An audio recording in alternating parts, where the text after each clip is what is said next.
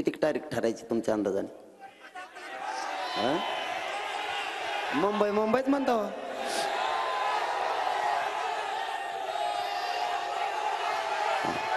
नाही असं नाही मग. नाही याला काय अर्थ आहे मग? अरे बाबा हा पण याला काय अर्थ आहे का थोडं?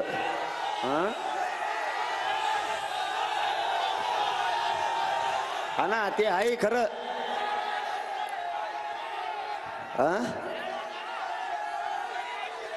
अच्छा हा कळली. थांबा आता गप्प बस. कळलं ना.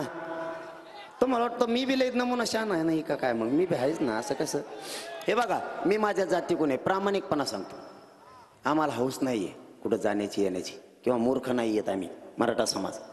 आम्ही उठलो आणि काहीतरी जनभावना आहे म्हणून कुणीकडे बी निघालो, याच्यातला मराठा समाज नाही आम्ही. परंतु आम्ही सहन तरी करायचं किती दिवस? याला काही मर्यादा आहे. तुम्ही माझ्याकडून 3 महिन्याचा वेळ घेतला, नंतर 40 दिवसाचा घेतला, पुन्हा आत्ता 2 महिन्याचा घेतला 24 डिसेंबरपर्यंत. तुम्ही किती दिवस माझ्या मराठा समाजाला मूर्ख समजणार आहे?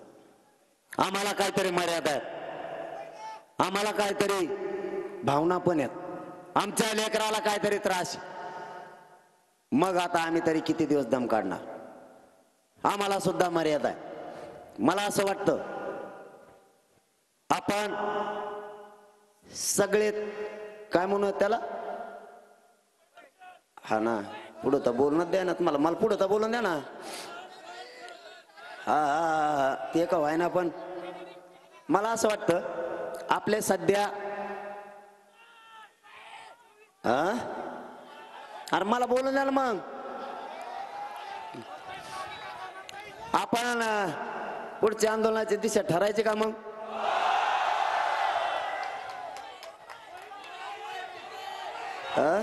हा दिशा ठरवायची का? तारीख पण ठरवायची का? तारीख आणि दिशा ठरवायची का? पुन्हा एकदा विचारतोय. माय बापाला विचारल्याशिवाय मी काही करत नाही. मग मला असं वाटतं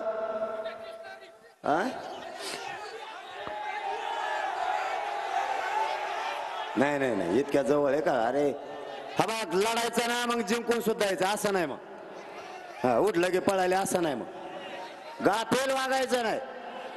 गाफेलाने घात होतो समाजाचा आणि स्वतःच्या आत्मविश्वासाचा सुद्धा.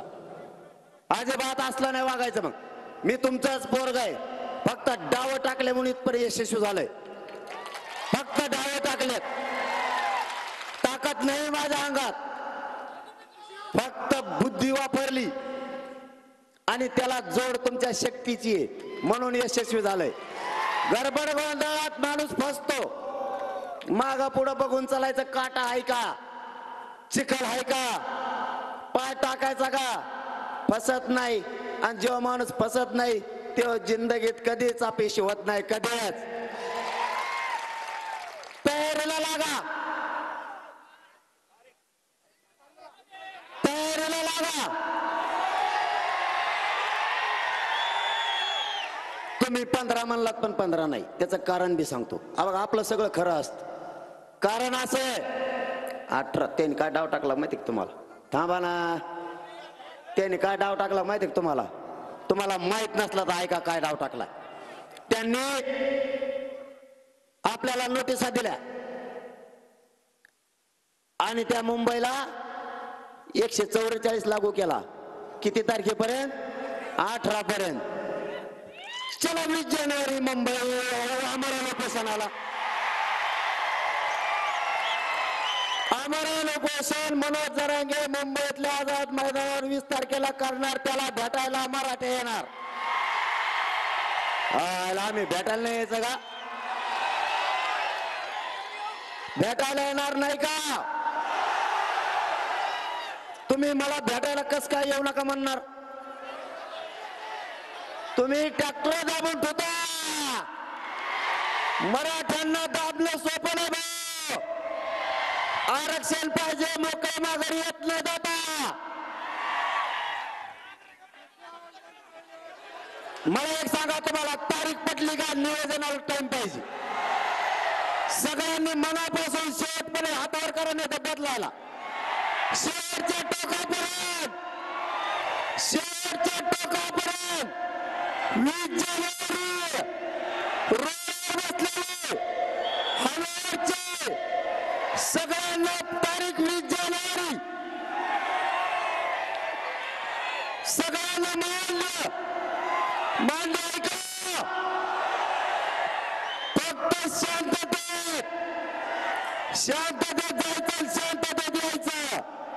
आरक्षण घेऊन शांततेत करणार का हातावर करून मला शब्द द्या मला. मी तुमच्या जीवावर करतोय. मला फसवायचं नाही, मी तुम्हाला कधी फसवत नाही. पुन्हा एकदा हातावर करून सांगा सगळ्यांनी रोड सहित शांततेत करणार ना. आणि बसा खाली. आता पुढचं निवेदन सांगतो ना. मग हे कसंच आरक्षण देत नाही बघू. हा बघा आता शांततेला ऐका. आपण आपल्या पिकाला पाणी देऊन घ्या, पटापट कापस वेचून घ्या, घरची व्यवस्था चांगली करा. कारण एवढे 15 दिवस पाहिजेत काम करायला. आपण शेतकऱ्याचे पोरत नीट ऐका.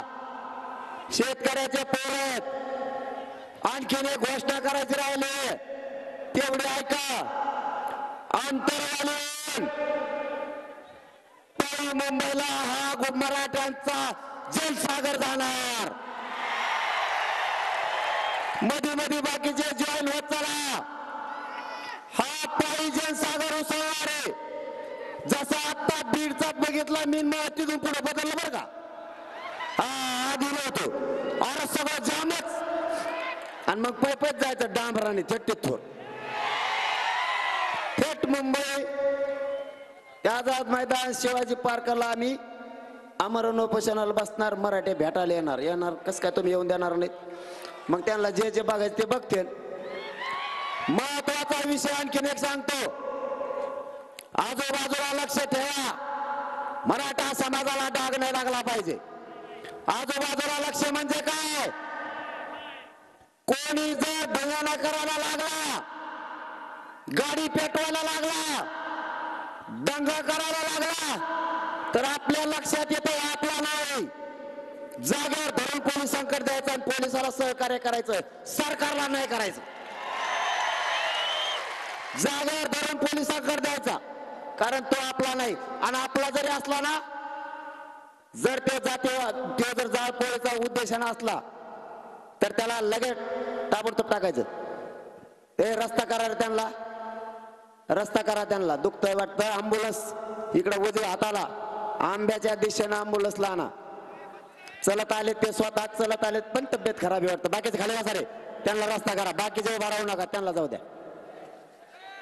अँब्युलन्स आंब्याकडे व्यासपीठाच्या उजव्या हाताला आणा.